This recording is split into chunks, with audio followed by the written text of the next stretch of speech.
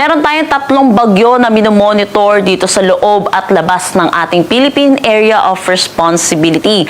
Lahat ito ay Tropical Depression category.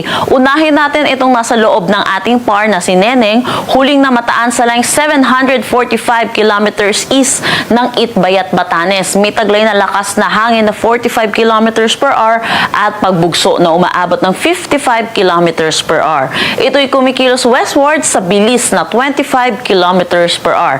Mamaya ibibigay natin yung detalye ng track nitong bagyong si Neneng. Samantala, tungo tayo dito sa dalawang bagyo na nasa labas ng ating Philippine Area of Responsibility. Una, itong nasa west ng ating bansa, huling namataan sa line 520 kilometers west ng Calayan, Cagayan. Hindi natin ito nakikita na papasok ng ating Philippine Area of Responsibility at walang magiging direktang epekto sa anumang parte ng ating bansa. Makikita natin dito sa ating satellite imagery, meron tayong kumpul ng kaulapan dito. Ito po yung southwest monsoon at inaasahan natin habang kumikilos palayo itong bagyong nasa west natin ay hihilain niya rin palayo itong makakapal na ulap, itong southwest monsoon. Kaya inaasahan natin sa mga susunod na araw ay mababawas-bawasan yung mga pag-ulan natin dito sa may Luzon at ilang bahagi ng Visayas.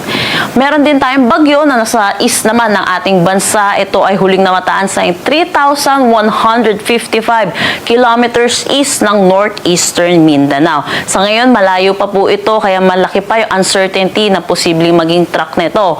Pero sa ating current scenario, hindi natin inaalis ang posibilidad na pumasok ito ng ating Philippine Area of Responsibility. Pero kung papasok man po ito, dito lamang ito sa may borderline ng ating Philippine Area of Responsibility kaya hindi natin inaasahan na ito'y magla-landfall at magkakaroon ng direktang epekto sa anumang parte ng ating bansa. Bad news nga lang po, inaasahan natin i-enhance na naman neto or hihilain na naman neto ang habagat next week. Kaya inaasahan na naman natin mga pag-ulan na naman ang mararanasan natin sa malaking bahagi ng ating bansa next week. Pero sa ngayon, tutok po tayo lagi sa updates na nilalabas ng Pag-asa, lalo na sa development netong tatlong bagyong ito.